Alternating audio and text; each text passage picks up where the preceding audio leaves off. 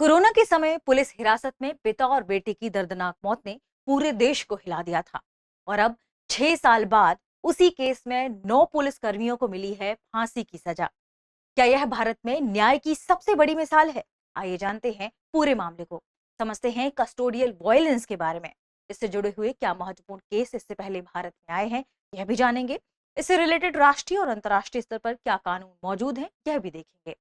आगे बढ़ने से पहले आपके लिए एक महत्वपूर्ण सूचना है। अगर आप घर बैठे यूपीएससी की तैयारी करना चाहते हैं तो दृष्टि आईएएस लेकर आया है एक बहुत ही शानदार कोर्स, जिसका नाम है studio GS foundation live online course. इस कोर्स की सबसे खास बात है कि इसमें यूपीएससी के लिए जरूरी जनरल स्टडीज के सारे विषय, 2 साल की करंट अफेयर्स की क्लासेस का एक्सेस, दृष्टि की मैगजीन्स, प्रिंटेड बुकलेट्स और बेस्ट फैकल्टी, ये सब कुछ मिल रहा है 34,999 रुपए। और इस फीस को आप ईएमआई में भी भर सकते हैं, यानी इंस्टॉलमेंट की सुविधा उपलब्ध है। ये कोर्स आपको हिंदी, इंग्लिश और इंग्लिश तीनों मोड्स में मिलने वाला है। अब सवाल है कहां से खरीद सकते हैं। डिस्क्रिप्शन में लिंक दिया गया है, उस लिंक को आप जैसे ही क्लिक करेंगे आप डायरेक्ट पहुंच जाएंगे दृष्टि लर्निंग ऐप के स्टूडियो जीएस फाउंडेशन कोर्स में। और अगर आपको इसमें और भी डिस्काउंट चाहिए तो कूपन कोड इस्तेमाल करेगी।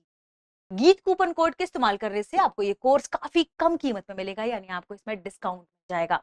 तो आप डायरेक्ट दृष्टि लर्निंग ऐप डाउनलोड करके कूपन कोड अप्लाई करके वहां से भी खरीद सकते हैं, या डिस्क्रिप्शन में जो लिंक है उससे भी खरीद सकते हैं। अब आप पूछेंगे इंग्लिश क्या है? इंग्लिश मींस क्लास होगी हिंदी इंग्लिश मिक्स में और नोट्स मिलेंगे इंग्लिश में। ठीक है, ये कोर्स 14 महीने का होगा। आप इसे 18 महीने तक जितनी बार चाहे उतनी बार देख सकते हैं। कोई और जानकारी चाहिए हो तो कॉल करें 8750187501 पर। हमारी टीम आपको इसके बारे में डिटेल से जानकारी। ठीक है, खास फीचर क्या है इसका? मान लीजिए आपने इस कोर्स को खरीदा ऑनलाइन, आपने अपने जीएस का फाउंडेशन बनाना शुरू किया और प्रिपरेशन शुरू किया। फिर आपका मन हो कि आप दृष्टि के किसी ऑफलाइन सेंटर में जाकर क्लास करना चाहते हैं। आप दृष्टि के किसी भी ऑफलाइन सेंटर में जाकर क्लास करेंगे, वहां की फीस में आपकी ये पूरी फीस एडजस्ट हो जाएगी। इसका मतलब ये कोर्स आपको मिल रहा है बिल्कुल फ्री। तो इस मौके का फायदा उठाइए, क्योंकि ये ऑफर भी सीमित समय के लिए है और इसमें एडमिशन भी शुरू हो चुके हैं। फिर देर मत करिएगा, आगे बढ़ते हैं और देखते हैं हमारी आज की खबर को। देखिए, ये पूरा मामला 2020 के रिलेटेड एक केस से जुड़ा हुआ है। ठीक है, यानी साल 2020 में तमिलनाडु के तूतीकोरिन में एक पिता जिनका नाम था जयराज और उनके बेटे का नाम था बेनिक्स, इन दोनों ने चूंकि उस समय कोरोना लॉकडाउन लॉकडाउन चल रहा था, उन्होंने अपनी दुकान खोली थी।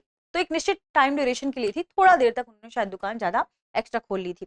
तो पुलिस ने उन्हें लॉकडाउन नियम तोड़ने के आरोप में गिरफ्तार कर लिया और उन्हें दोनों को हिरासत में ले लिया। और दोनों को हिरासत में लेने के बाद उनके साथ बर्बरता से पिटाई हुई, मारपीट हुई, उनके साथ टॉर्चर हुआ और यातना हुआ। इसका परिणाम क्या हुआ कि कुछ समय के बाद ही दोनों की मौत हो गई। और इस घटना को भारत में पुलिस क्रूरता का सबसे बड़ा उदाहरण माना जाता है और इसे एक गंभीर, आप कह सकते हैं सेंसिटिव केस के रूप में लिया गया। खूब मूवमेंट भी चला दोनों की जस्टिस को लेकर। ये मूवमेंट क्योंकि देश भर में चला, पूरे आप कह सकते हैं राष्ट्रीय स्तर पर यह विवाद बाहर निकलकर सामने आया। फिर ये मामला पूरा पहुंचता है कहां पर? तमिलनाडु के सेशन कोर्ट में। वहां पर इसे लेकर सुनवाई हुई और लगभग 6 साल बाद उस केस पर फैसला आया है। केस में शामिल 9 पुलिसकर्मियों को दोषी पाया गया है। अदालत उन 9 के 9 पुलिसकर्मियों को मौत की सजा सुनाई है, यानी अदालत ने कहा है कि इन्हें फांसी दी जाएगी, इन्हें मौत की सजा होगी। कोर्ट ने यह भी कहा कि पुलिस ने अपने शक्तियों का दुरुपयोग किया है, एक जघन्य अपराध की श्रेणी में से रखा और अत्यंत अमानवीय बताते हुए इसे rarest of the rare case के रूप में शामिल किया गया। तो आइए जानते हैं कस्टोडियल वायलेंस के बारे में कि यह क्या है। जब बात हम करेंगे कस्टोडियल वायलेंस, यानी किसी व्यक्ति को जब हिरासत में लिया जाए और हिरासत में लेने के क्रम में उसके साथ किसी भी प्रकार की शारीरिक या मानसिक क्रूरता, यातना की जाए, तो कहा जाता है कि वह कस्टोडियल वायलेंस है। ठीक है, ध्यान रखिएगा। कस्टोडियल वायलेंस का मतलब है जब कोई पुलिस या जेल हिरासत में हो और उसके साथ शारीरिक या मानसिक हिंसा की जाए। अब इस शारीरिक और मानसिक हिंसा में क्या क्या शामिल है ये भी ध्यान रखें। इसमें शामिल है टॉर्चर यानी मारपीट, मानसिक उत्पीड़न, गाली गलौज, अपमान, बलात्कार और हिरासत में मौत। ये सब शामिल हो जाएंगे किसके भीतर?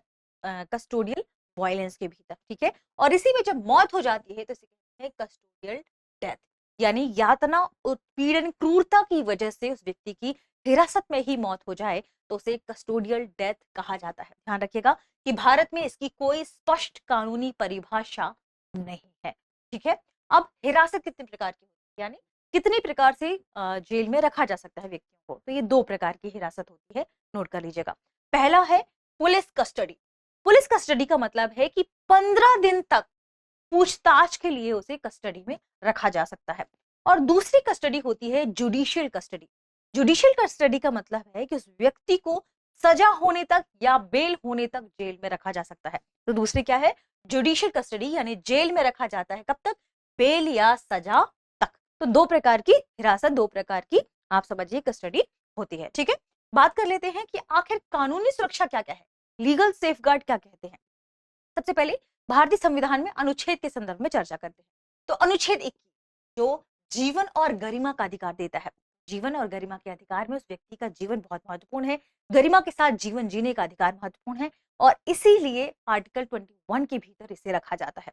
और दूसरा है आर्टिकल 20C, जिसमें खुद के खिलाफ गवाही देने के लिए मजबूर नहीं किया जा सकता, ये कहा गया है। यानी कोई व्यक्ति अगर पुलिस हिरासत में है तो उस व्यक्ति के साथ ना तो टॉर्चर किया जा सकता है, ना ही उसे जबरदस्ती मजबूर किया जा सकता है कि वह खुद के खिलाफ गवाही दे। यानी उसने जो भी काम किया है उसे वो खुद से प्रूफ करने की बात कही। ठीक है, ध्यान रखिएगा, ये दो अनुच्छेद है जो बहुत इंपॉर्टेंट है। अब दूसरा है कानून। देखिए, सबसे पहला कानून है भारतीय न्याय संहिता 2023। आप जानते हैं 1800 सदी वाला जो कानून था उसे चेंज किया गया। ठीक है, इसमें लिखा है कि जबरन कन्फेशन लेने के लिए चोट पहुंचाना अपराध है। यानी किसी व्यक्ति को आप जबरदस्ती, अगर आप जो व्यक्ति जेल में है उसे आप जबरदस्ती उससे कन्फेशन लेंगे और उस दौरान उसको मारपीट करेंगे तो ये सब अपराध की श्रेणी में आएगा। आप चोट पहुंचाएंगे तो ये क्या होगा? अपराध की श्रेणी में आएगा। दूसरा है भारतीय नागरिक सुरक्षा संहिता 2023, और इसमें भी लिखा गया है कि गिरफ्तारी का सही कारण और प्रक्रिया जरूरी है। अगर आप किसी व्यक्ति को गिरफ्तार करते हैं तो उसका कारण सही होना चाहिए और उसकी प्रोसेस यानी उसकी प्रक्रिया भी सही होना चाहिए। और तीसरा ध्यान रखें, कानूनी आधार है भारतीय साक्ष्य अधिनियम 2023, जिसमें दबाव में लिया गया कन्फेशन अमान्य माना जाता है। यानी आप किसी व्यक्ति को जबरदस्ती प्रेशराइज करके उससे कन्फेशन नहीं ले सकते हैं। ध्यान रखिएगा, ये भी पुलिस हिरासत के संदर्भ में ही चर्चा की गई है। अब अंतरराष्ट्रीय स्तर पर क्या सुरक्षा मौजूद है? सबसे पहला कानून है universal declaration of human rights, यानी UDHR, जिसे 1948 में लाया गया था। और इसमें कहा गया था कि यातना यानी क्रूरता किसी व्यक्ति के साथ जो आप पुलिस हिरासत में करते हैं, जैसे क्रूरता के संदर्भ में माना गया है, यातना के संदर्भ में माना गया है, ये क्या है? ये पूरी तरह से प्रतिबंधित है। इस पर पूरी तरीके से रोक लगाने की बात कही गई है। दूसरा कानून है international covenant of civil and political rights, ICCPR। ठीक है, ये 1979 का कानून, जिसमें कहा गया कि कैदियों के भी अपने अधिकार होते हैं। ठीक है, इसी में क्या कहा गया कि कैदियों के भी अधिकार होते हैं, कानूनी रूप से यह बाध्यकारी है सबके लिए। नोट कर लीजिएगा, यानी जब हम बात करेंगे ICCPR की तो यह कानूनी रूप से बाध्यकारी इंटरनेशनल कानून है। ठीक है, तो ये सबसे इंपॉर्टेंट सेगमेंट था जो आपने देखा। अब अभी तक कौन कौन से महत्वपूर्ण फैसले आए हैं कस्टोडियल वायलेंस को लेकर? तो पहला मामला है DK Basu versus state of West Bengal, 1997 का मामला है, जिसमें कहा गया कि गिरफ्तारी के नियम बनाए जाए और टॉर्चर पर रोक लगाई जाए। ठीक है, दूसरा कानून है नाम्बी नारायणा वर्सेस सिबी मैथ्यू, जो कि 2018 का कानून है, और इसमें कहा गया कि गलत तरीके से जो गिरफ्तारी है उस पर मुआवजा हो। यानी अगर आप किसी व्यक्ति को गलत तरीके से गिरफ्तार करते हैं तो उस व्यक्ति को मुआवजा देना होगा। ठीक है, और तीसरा महत्वपूर्ण कानून है जो कि सुप्रीम कोर्ट का अहम फैसला लेकर सामने आता है 2020 से रिलेटेड, जिसे कहा जाता है परमवीर सिंह सैनी वर्सेस बलजीत सिंह 2020 मामला, जिसमें सुप्रीम कोर्ट ने आदेश दिया था कि सभी पुलिस स्टेशनों में CCTV कैमरे लगाना अनिवार्य है, बहुत जरूरी है, और रिकॉर्डिंग सिस्टम रखना भी जरूरी है। बाद में यह आदेश एजेंसियों तक बढ़ाया गया, यानी इन एजेंसियों में भी आप सबसे पहले CCTV की व्यवस्था करें और दूसरी सिस्टम रिकॉर्डिंग सिस्टम की व्यवस्था करें। कौन कौन सी एजेंसियां? सेंट्रल ब्यूरो ऑफ इन्वेस्टिगेशन यानी CBI। ठीक है, दूसरा नेशनल इन्वेस्टिगेशन एजेंसी यानी NIA। ठीक है, और तीसरा कानून है डायरेक्टरेट ऑफ इन्फोर्समेंट यानी DED। ठीक है, और चौथा है, जो चौथी एजेंसी है वो है नारकोटिक्स कंट्रोल ब्यूरो यानी NCB। तो इन एजेंसियों तक इसे फिर बाद में बढ़ा दिया गया, विस्तारित कर दिया गया। इसका उद्देश्य क्या था? इसका मुख्य उद्देश्य था हिरासत में होने वाली जो यातना है उसको रोकना और मानव गरिमा की रक्षा करना, और ह्यूमन राइट्स से रिलेटेड जितनी भी कमीशन है वो भी इस ओर इशारा करती है अंतर्राष्ट्रीय स्तर पर कि मानव के अधिकारों की रक्षा करना है, उन्हें किसी भी तरीके से यातना नहीं देना है।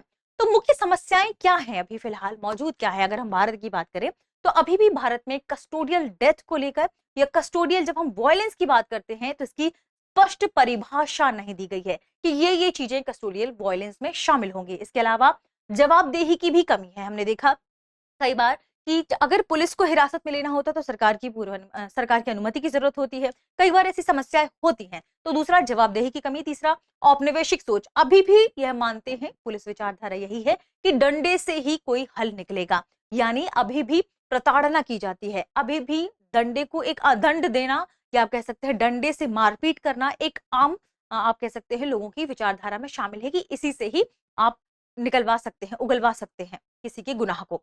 अगला है प्रशिक्षण की कमी। अगर हम फोरेंसिक प्रशिक्षण देते हैं या मॉडर्न इन्वेस्टिगेशन का प्रशिक्षण देते हैं तो पुलिस इसमें आप कह सकते हैं सुधार कर सकती है, लेकिन अभी भी इस प्रशिक्षण की कमी मौजूद है भारत में। तो समाधान क्या हो सकते हैं? हमें कानून बनाना होगा, प्रॉपर परिभाषा देनी होगी, कस्टोडियल वायलेंस को परिभाषित करना होगा, क्या क्या चीजें इसमें शामिल है। इसके अलावा जब हम प्रशिक्षण देंगे तो उन्हें टेक्नोलॉजी से भी रूबरू कराना होगा, सीसीटीवी कैमरे, रिकॉर्डिंग डिवाइसेस और अन्य तरीके से जिस तरीके से भी उन्हें ट्रेन किया जा सकता है ट्रेन करना चाहिए।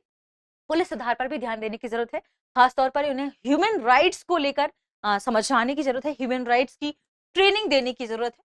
तो ये एक इंपॉर्टेंट सेगमेंट हो सकता है जो पुलिस सुधार में शामिल होगा। इसके अलावा हम साइंटिफिक इन्वेस्टिगेशन की जब हम बात करते हैं, फॉरेंसिक इन्वेस्टिगेशन की बात करते हैं, तो पुलिस में इन दोनों प्रकार के सुधार की जरूरत है। इसके अलावा नेशनल ह्यूमन राइट्स कमीशन जो है उसको और मजबूत करना होगा, साथ में जनता को जागरूक करने की जरूरत है ताकि बेहतर कदम उठाए जा सके।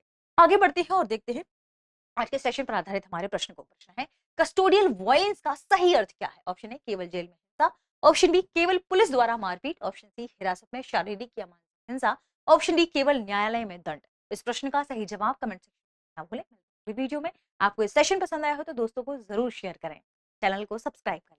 शुक्रिया। अब एग्जाम की तैयारी को और बेहतर करने के लिए हमारे चैनल को लाइक, शेयर और सब्सक्राइब करना ना भूलें।